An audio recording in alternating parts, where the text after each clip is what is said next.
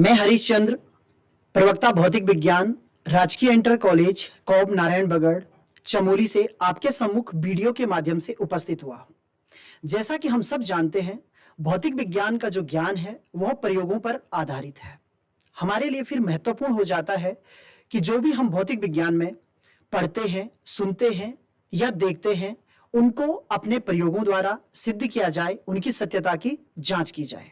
तो आज इसी कड़ी में मैं प्रयोगों की श्रृंखला प्रारंभ कर रहा हूं, जो कि कक्षा 12वीं के लिए होगी। और आज इस श्रृंखला का प्रथम वीडियो मैं आपके लिए लेकर आया हूं। हमने देखा है कि हमारे आसपास अनेकों प्रकाशिक घटनाएं होती हैं। उनमें से एक घटना है प्रकाश का अपवर्तन। सबसे पहले हमें यह मालूम होना चाहिए कि प्रकाश का अपवर्तन क्या होता है। जब प्रकाश किरण अलग अलग माध्यमों से गुजरती है तो वह अपने पथ से विचलित हो जाती है। अर्थात जब प्रकाश किरण एक माध्यम से दूसरे माध्यम में जाती है तो वह अपने पथ से विचलित हो जाती है। इसे प्रकाश का अपवर्तन कहते हैं। जब प्रकाश अपवर्तन की बात होती है तो फिर एक प्रकाशिक उपकरण बहुत महत्वपूर्ण हो जाता है, जिसे हम लेंस कहते हैं। तो हमें यह जानना आवश्यक है कि जो लेंस है वह कितने प्रकार के होते हैं। तो लेंस के जो प्रकार हैं वो अनेकों होते हैं, लेकिन सामान्य तौर पर दो प्रकार के लेंस होते हैं, अवतल लेंस और उत्तल लेंस। आज का जो हमारा प्रयोग रहेगा उसमें हम उत्तल लेंस की फोकस दूरी ज्ञात करेंगे। तो सबसे पहले यह जान लेते हैं कि फोकस दूरी क्या होती है।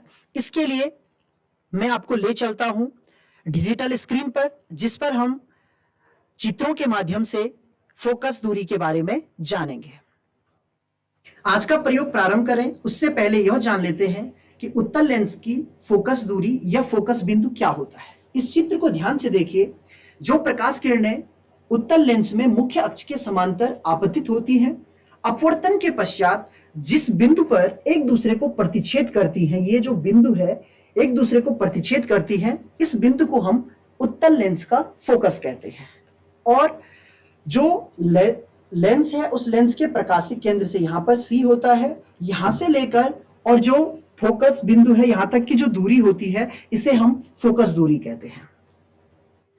तो आइए जो हम प्रयोग करने वाले हैं उस प्रयोग के चरण क्या क्या होंगे, किस तरीके से हमें प्रयोग करना है, वो सारे चरण देख लेते हैं। सबसे पहले हम यह जानेंगे कि इस प्रयोग का उद्देश्य क्या है, उसके पश्चात आवश्यक सामग्री क्या है, इस प्रयोग का सिद्धांत क्या है, बिना सिद्धांत के कोई भी प्रयोग नहीं किया जा सकता है, प्रयोग विधि क्या है। तो प्रयोग विधि में हम जो भी प्रोसेस होगी उसे करके मैं आपको दिखाऊंगा। उसके पश्चात जो ऑब्जर्वेशन होगा हम प्रेक्षण करेंगे यहाँ पे, और उसके बाद हम जो फोकस दूरी है उसे इस प्रेक्षण के द्वारा ज्ञात करेंगे। यहाँ पर हमें ग्राफ भी प्लॉट करना है, तो आलेखीय विधि का प्रयोग हम यहाँ पे करेंगे और उसके पश्चात हम परिणाम यहाँ पर ज्ञात करेंगे। और लास्ट में हमें यह ध्यान रखना होता है कि जब हम प्रयोग करते हैं उस प्रयोग में हमें कौन कौन सी सावधानियां रखनी है। तो सबसे पहले यह जान लेते हैं कि इसका उद्देश्य क्या है, जो प्रयोग हम करने वाले हैं उस प्रयोग का उद्देश्य क्या है। तो यहां पर हमें U और V अथवा 1/U और 1/V के बीच ग्राफ खींचकर उत्तल लेंस की फोकस दूरी ज्ञात करनी है। तो यहां पर हम प्रेक्षण के द्वारा भी उत्तल लेंस की फोकस दूरी ज्ञात करेंगे और यहां पर हम ग्राफ के द्वारा भी उत्तल लेंस की फोकस दूरी ज्ञात करेंगे। तो यहां पर हमारा जो प्रयोग होगा उसमें इसकी सत्यता की जांच 3 तरीके से होगी। इसके पश्चात यह जान लेते हैं कि हमारे पास इस प्रयोग को करने के लिए कौन कौन सी सामग्री होनी चाहिए।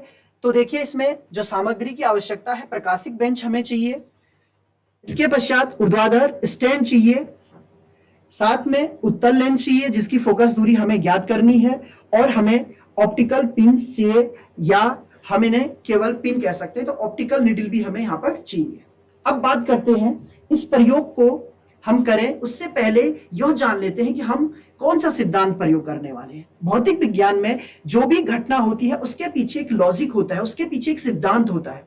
तो यहाँ पर सिद्धांत क्या है, उत्तल लेंस के सामने कोई वस्तु F या 2F के बीच में रखी गई हो, यानी कि जब हम उत्तल लेंस की बात करेंगे और उसका जो मुख्य अक्ष होगा उसमें जो फोकस है और उसका फोकस की जो दोगुनी दूरी है जिसे हम 2F कहते हैं, उसके बीच में कोई वस्तु रखी जाए तो उसका वास्तविक और उल्टा प्रतिबिंब लेंस के दूसरी तरफ 2f और अनंत के बीच बनता है, और इसी को हमने यहां पर इस सिद्धांत को प्रयोग करना है। और उसके पश्चात जो लेंस इक्वेशन होती है या जो समीकरण है हमारे पास, उस समीकरण का हम प्रयोग करेंगे 1/f is equals to 1/v minus 1/u। तो आइए प्रयोग की शुरुआत करते हैं और जो भी प्रोसीजर है उसे अच्छे तरीके से जानते हैं। तो लेंस की फोकस दूरी ज्ञात करने के लिए जो सिद्धांत प्रयोग किया जाता है उसे यहां पर इस स्लाइड के द्वारा जान लेते हैं। सबसे पहले देखिए, ये मुख्य अक्ष है। इस मुख्य अक्ष पर एक उत्तल लेंस हमने रख दिया। उत्तल लेंस के सामने वस्तु रखी है 2f डिस्टेंस पर। इसके बाद आप देखिए, प्रकाश किरण जो मुख्य अक्ष के समांतर आती है वो अपवर्तन के पश्चात जिस बिंदु से जाती है वो फोकस कहलाता है। तो यहां पर देखिए, जो ये बिंदु है, ये बिंदु फोकस होगा, तो ये f है। f के पश्चात ये प्रकाश किरण आगे निकल जाती है और इस तरीके से आगे की ओर बढ़ जाती है। दूसरी प्रकाश किरण यहां पर प्रकाशिक केंद्र से गुजरती है, और जो प्रकाशिक केंद्र से गुजरती है उसका अपवर्तन नहीं होता है, वो प्रकाश किरण उसी लाइन पे आगे निकल जाती है, और यहां पर जो पहली किरण थी और दूसरी किरण थी एक दूसरे को प्रतिच्छेद करती है। ठीक इसी स्थान पर जो मुख्य अक्ष होता है वहां से एक इन्वर्टेड इमेज हमें प्राप्त होती है, और यही इमेज अगर ये 2f डिस्टेंस है तो ये हमें 2f डिस्टेंस पर ही प्राप्त होती है। तो इस तरीके से आप देख सकते हैं, जो वस्तु का प्रतिबिंब बनता है वह मुख्य अक्ष के नीचे की ओर बन रहा है, इसलिए हम इसे इन्वर्टेड इमेज कहते हैं, उल्टी इमेज कहते हैं। और ये जो इमेज बन रही है, प्रतिबिंब बन रहा है, यह वास्तविक है। तो यहां पर जो हमने सिद्धांत मैंने आपको बताया था, उस सिद्धांत का हमने एक एनिमेशन रूप देख लिया है। अब हम प्रयोग की शुरुआत करते हैं। तो आइए प्रयोग की शुरुआत करते हैं। सबसे पहले हमें ऑप्टिकल बेंच की आवश्यकता होती है। यहाँ पर जो ऑप्टिकल बेंच है ये 1 मीटर लंबी है। इसके पश्चात यहाँ पर हमें 2 ऑप्टिकल नीडल्स की आवश्यकता होगी, यानी कि ये पिने हैं, और ये पिन हम यहाँ पर अपराइट्स बोले या इनको हम ऊर्ध्वाधर स्टैंड कहते हैं, इसमें आप टाइट कर देंगे। कोशिश आपको ये करनी है कि इन दोनों ही पिन की जो लेंथ है वो बराबर रखनी है। हालांकि जब हम प्रयोग करेंगे तो इनकी जो हाइट है वो हमें एडजस्ट करनी पड़ेगी। इसके साथ एक लेंस होल्डर है, ये भी एक अपराइट है जिसमें लेंस होल्डर लगा हुआ है। इसमें हम लेंस को अच्छे तरीके से होल्ड कर देंगे और इसके पश्चात हम प्रयोग करेंगे।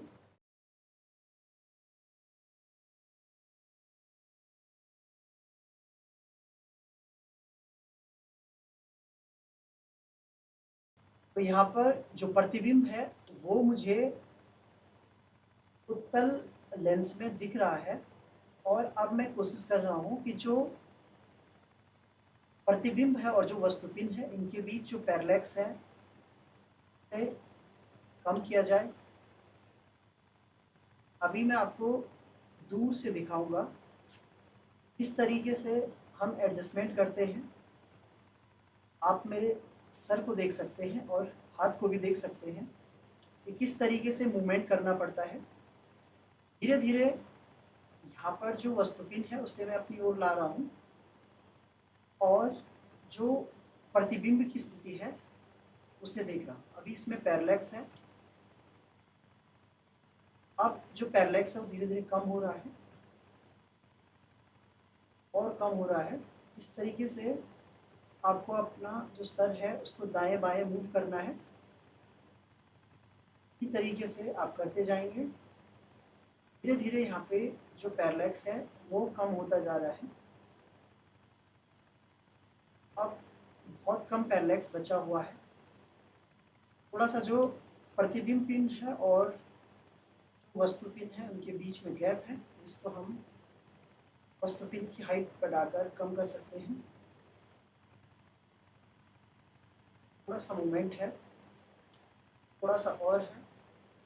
काफ़ी केयरफुली आपको ये करना पड़ता है। अब जो मूवमेंट है वो लगभग शुरू हो चुका है, तो इस स्थिति में मूवमेंट बिल्कुल भी नहीं है। अब मैं आपको ये स्थिति कैमरे में दिखाऊंगा। उसके पश्चात एक बार पुनः हम क्लोज कैमरे से देखने की कोशिश करेंगे कि ये स्थिति हमें कहाँ पर प्राप्त हो रही है और किस तरीके से प्राप्त हो रही है। थोड़ा सा और इसमें अब ये स्थिति हमने प्राप्त कर ली है।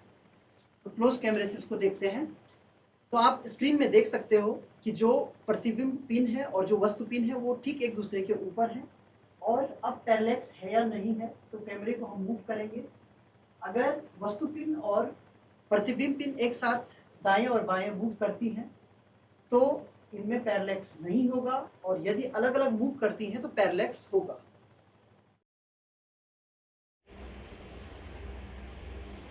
तो यहाँ पर देखिए, कैमरे को मैं लेफ़्ट और राइट मूव कर रहा हूँ, और जो वस्तु पिन है और जो प्रतिबिंब पिन है वो दोनों एक साथ दाएं और बाएं मूव कर रही है। तो इनमें बिल्कुल भी पैरेलैक्स नहीं है, लंबन की स्थिति नहीं है। तो हमारी एक रीडिंग ये हो जाएगी। रीडिंग देख लेते हैं। जो वस्तु पिन की स्थिति है ये लगभग 7.6 पर है, और जो उत्तल लेंस की स्थिति है ये 50 पर है।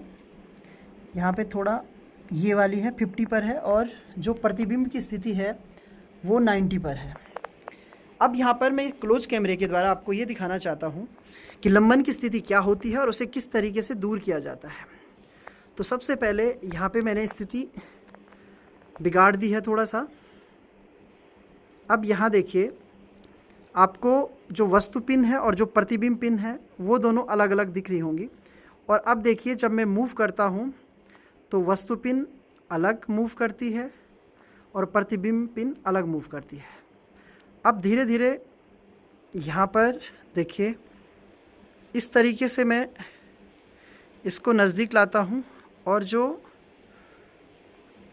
वस्तु पिन और प्रतिबिंब पिन में मूवमेंट है वो अब कम हो रहा है।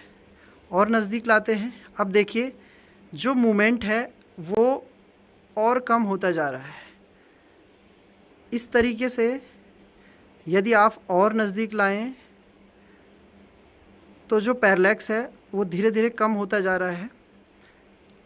इस तरीके से देखिए, अब काफ़ी क्लोज हैं, एक दूसरे के साथ ही मूव कर रहे हैं। थोड़ा सा और इस स्थिति को बेहतर किया जाए। यहाँ देखिए, अब ये लगभग एक साथ मूव करने लग गए हैं, और ये स्थिति लगभग हमें यहाँ प्राप्त हो रही है। तो देखिए, ये है स्थिति जहाँ पे वस्तु पिन और प्रतिबिंब पिन दोनों एक साथ मूव कर रही हैं।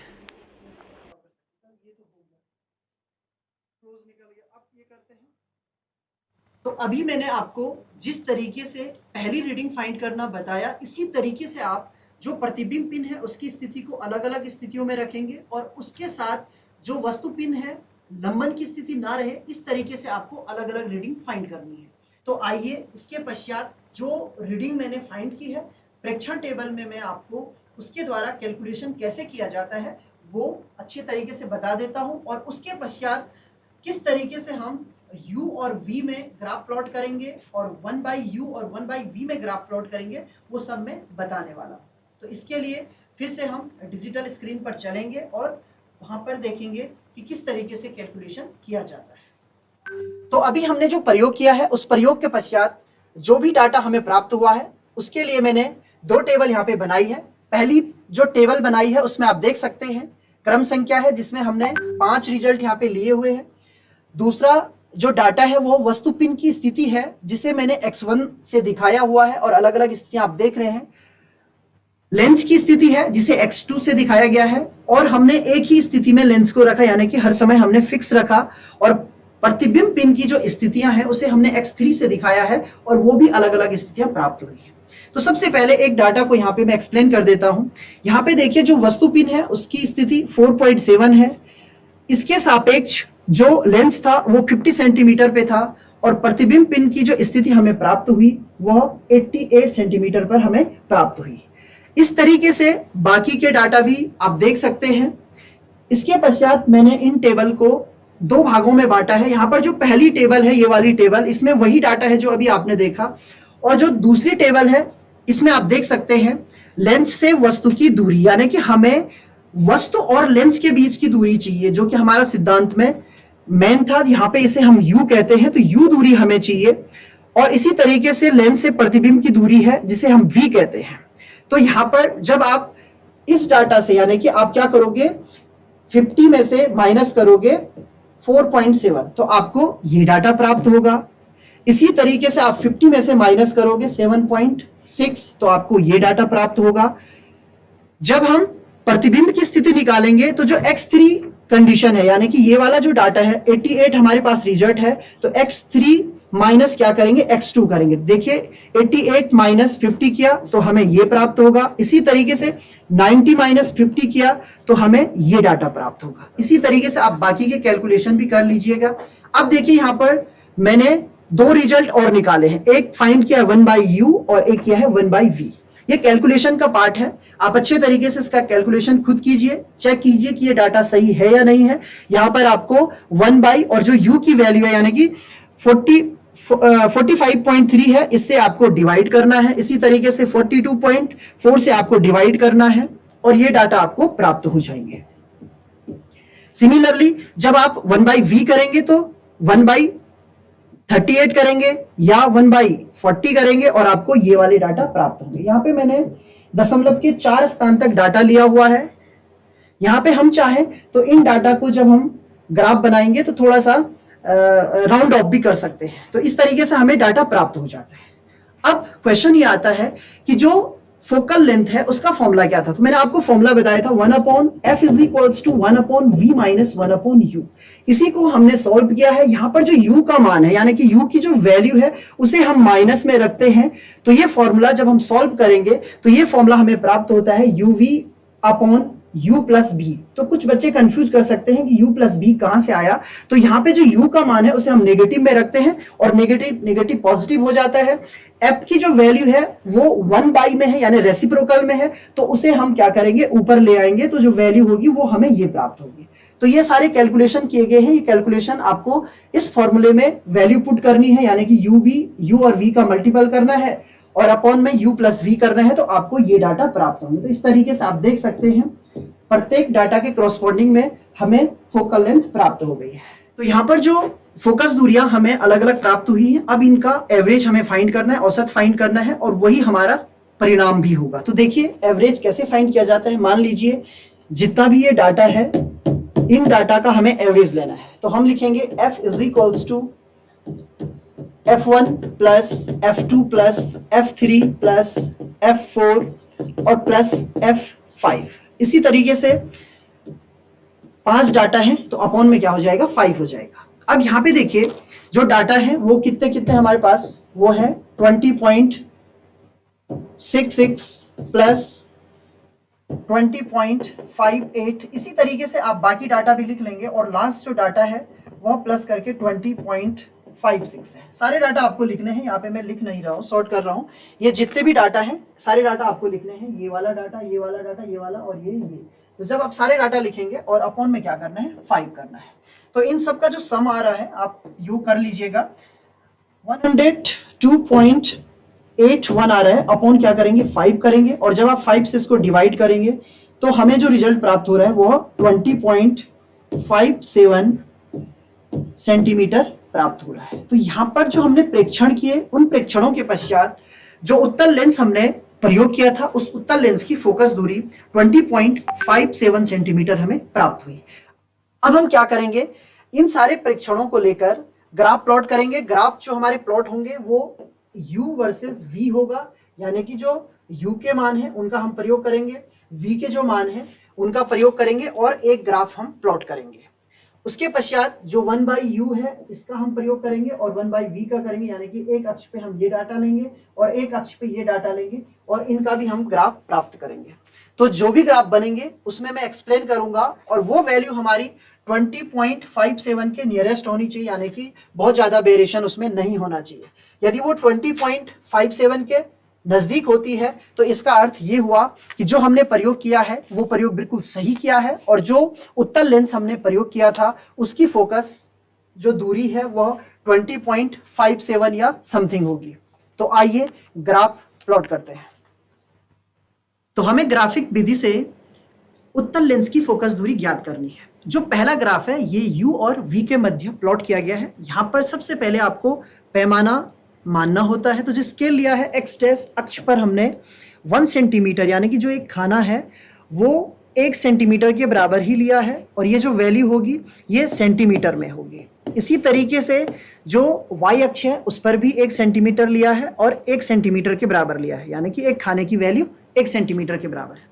दूसरा ये जो वैल्यू है यहाँ पे स्किप की गई है, यानी कि 36 से यूज किया है और 36 से मैंने यहाँ पे आगे कंटिन्यू किया है। दूसरी जो वैल्यू है x डैश और y अक्ष पर एक खाने का जो मान है, जो यहाँ पर बीच में 10 खाने बने होते हैं, यानी कि 1 सेंटीमीटर 10 भागों में बटा हुआ है, तो एक भाग का मान 0.1 है। इससे क्या होगा, जब आप ग्राफ प्लॉट करेंगे तो आसानी के साथ आप प्लॉट कर सकते हैं। तो यहाँ पे देखिए जो वैल्यूज थी उसके करस्पॉन्डिंग में, यानी कि जो पहली वैल्यू थी वो 45.6 थी, उसके करस्पॉन्डिंग में यहाँ पे जो वैल्यू है वो 37 हमारे पास प्राप्त थी। इसके अलावा जो और वैल्यूज थी वो इस तरीके से मैंने ग्राफ में दिखाई है। तो अच्छे तरीके से आप ग्राफ प्लॉट कीजिए और जब ये ग्राफ प्लॉट करेंगे तो इस तरीके की लाइन यहाँ पे हमें प्राप्त होती है। उसके पश्चात हमें क्या करना है कि यहाँ पर जो मूल बिंदु है यहाँ से 45 डिग्री का कोण बनाना है और जहाँ भी इसको टच करेगा, इस बिंदु पे ये टच कर रहा है, यहाँ से आपको 2 अंतःखंड काटने हैं। एक अंतःखंड ये कटा और दूसरा अंतःखंड ये कटा। ये दोनों अंतःखंड अगर आप देखें तो यहाँ से लेकर यहाँ तक है, ये लगभग 41.1 सेंटीमीटर का प्राप्त होता है और यहाँ भी 41.1 सेंटीमीटर का प्राप्त होता है। तो u और v की जो वैल्यू है वो बराबर हो रही है। तो जब मैंने आपको सिद्धांत बताया था उसमें बताया गया था कि जब उत्तल लेंस में u और v का मान बराबर होता है तो उस वक्त जो वस्तु और प्रतिबिंब है उन दोनों की स्थिति बराबर होती है और वो 2f पर होती है, यानी कि u और v का जो मान है वो उस टाइम पर 2f होता है, फोकल लेंथ का 2 गुना होता है। तो इसका अर्थ ये हुआ कि जो 2f है उसका मान 41.1 सेंटीमीटर हमें प्राप्त होगा। अब ये 2f का मान है तो f का जो मान है वो 41.1/2 हो जाएगा। जब इसको 2 से डिवाइड करेंगे तो हमें 20.55 सेंटीमीटर यहाँ पे प्राप्त होगा। प्रेक्षण से जो मान हमने प्राप्त किया था वो 20.57 सेंटीमीटर प्राप्त हुआ था। तो आप देखें ये जो वैल्यू है बहुत नियर है। इसका अर्थ ये है कि जो ग्राफ हमने प्लॉट किया है वो बिल्कुल सही है और जो वैल्यू हमें प्राप्त हुई है वो बिल्कुल सही है। इनमें अगर अंतर देखें तो केवल 0.02 सेंटीमीटर का यहाँ पे अंतर है, जो कि काफ़ी नज़दीक वैल्यू है। तो u और v का जो ग्राफ था वो इस तरीके से आप एक्सप्लेन कर सकते हैं और बना सकते हैं। जो दूसरा ग्राफ है ये 1/u और 1/v के मध्य प्लॉट किया गया है। तो यहाँ पर भी उसी तरीके का पैमाना प्रयोग किया गया है। जो y अक्ष है, y अक्ष पर मैंने 1/v लिया हुआ है जो कि पर सेंटीमीटर में होगा और जो x डैश अक्ष है इस पर 1/u लिया है, ये भी पर सेंटीमीटर में होगा। यहाँ पर पैमाना आप पढ़ सकते हैं। x अक्ष पर 1 सेंटीमीटर इज इक्वल्स टू, यहाँ पर जो वैल्यू ली है वो 0.01 सेंटीमीटर ली गई है। इसी तरीके से y अक्ष पर भी 0.01 सेंटीमीटर ली गई है। इसके अलावा जो एक खाना है, यानी कि जो 1 सेंटीमीटर का गैप होता है उसके बीच में 10 लाइनें होती हैं, उनको हम खाने कहते हैं। तो जो एक खाना है उसकी वैल्यू भी मैंने यहाँ पे लिखी है। एक खाने का जो मान है वो 0.01 सेंटीमीटर के बराबर है। अब यहाँ पे देखिए जो स्केल लिया है वो 0.01 है, 0.02 है और दोनों तरफ इसी तरीके का स्केल लिया गया है। जो वैल्यू है वो बहुत छोटी है, यानी कि हमारे पास जो वैल्यू है वो 0.025 है या 0.026 है। इस तरीके से काफ़ी नियरेस्ट वैल्यू है। तो जब हम इसको केयरफुली बनाएंगे तो ये सारी वैल्यूज हमें यहाँ पे प्राप्त होती हैं, जो कि एक लाइन में हमें प्राप्त हो रही हैं। तो जब हम इस लाइन को एक्सटेंड करेंगे यानी कि बढ़ाएंगे तो ये x अक्ष पे भी एक अंतःखंड काटेगा। यहाँ पर देख लेते हैं, ये x अक्ष और y अक्ष पर अंतःखंड काटेगा। तो जो x अक्ष पे वैल्यू है, यानी कि जब x अक्ष की हम बात करते हैं तो y का मान क्या हो जाता है, 0 हो जाता है। इसका अर्थ ये हुआ कि जो x अक्ष पर मान होगा y का 0 तो 1/v की वैल्यू भी क्या हो जाएगी, 0 हो जाएगी। ठीक इसी प्रकार जब हम y अक्ष की बात करेंगे तो वहां पर x का जो मान है वो 0 हो जाता है। तो वहां पर 1/u की वैल्यू क्या हो जाएगी, 0 हो जाएगी। तो यहाँ पे मैंने सारा कैलकुलेशन करके रखा हुआ है। देखिए जो लेंस इक्वेशन है 1/f is equals to 1/v minus 1/u है। अब यहाँ पे यदि हम 1/v इज इक्वल टू 0 रखते हैं, यानी कि ये जो x डैश अक्ष है उसकी बात हो रही है, तो यहाँ पे जो वैल्यू प्राप्त होगी यहां से लेकर यहां तक की आपको वैल्यू फाइंड करनी है, तो ये लगभग वैल्यू 0.0486 सेंटीमीटर पर सेंटीमीटर के बराबर हमें प्राप्त हो रही है। तो इसका अर्थ ये हुआ कि 1/f is equals to 1/u हो गया, और ये वैल्यू कितनी हुई 0.0486 सेंटीमीटर पर सेंटीमीटर हमें प्राप्त हुई। जब इसे हम सॉल्व करेंगे तो ये वैल्यू लगभग 20.576 सेंटीमीटर हमें प्राप्त हो रही है। ठीक इसी प्रकार से जो y अक्ष वाली वैल्यू है उसे भी हम सॉल्व करेंगे, दोनों वैल्यूज बराबर प्राप्त हो रही हैं। इसका अर्थ ये हुआ कि जो हमने 1/u और 1/v के बीच ग्राफ प्लॉट किया है उससे जो मान प्राप्त हुआ है वह हमें प्राप्त हुआ है 20.576 सेंटीमीटर, और जो प्रेक्षण था उस प्रेक्षण से हमें वैल्यू प्राप्त हुई थी 20.57। तो ये वैल्यूज तो एक दूसरे के बिल्कुल करीब हैं या दोनों वैल्यू बराबर हैं। तो जो हमने ग्राफ प्लॉट किया है और जो प्रेक्षणों के द्वारा हमने मान प्राप्त किया है उन दोनों में जो उत्तल लेंस की फोकल लेंथ है वो हमें बराबर प्राप्त हुई है। तो प्यारे बच्चों, आपने देखा आज हमने जो प्रयोग किया उस प्रयोग के द्वारा हमने 3 भागों में रिजल्ट प्राप्त किया। जो पहला भाग था उसमें प्रेक्षण टेबल हमने बनाई थी जिससे हमें जो फोकस दूरियां प्राप्त हुई उनका औसत प्राप्त हुआ जो कि 20.57 प्राप्त हुआ। उसके पश्चात हमने ग्राफ प्लॉट किए, वो भी 2 प्रकार के थे, u और v के बीच जो ग्राफ प्राप्त हुआ, और दूसरा ग्राफ जो 1/u और 1/v के बीच था उसमें जो वैल्यू हमें प्राप्त हुई वो लगभग 20.6 सेंटीमीटर प्राप्त हुई। तो इस तरीके से हमने प्रयोग के द्वारा जो उत्तल लेंस हमारे पास था उसकी फोकस दूरी आसानी के साथ ज्ञात कर ली। तो इसी तरीके से हम अगला प्रयोग करेंगे और उसमें हम जो उत्तल दर्पण होगा उसकी फोकस दूरी ज्ञात करेंगे। तब तक आप अपनी पढ़ाई जारी रखें और अच्छे तरीके से पढ़ाई करते रहें। धन्यवाद।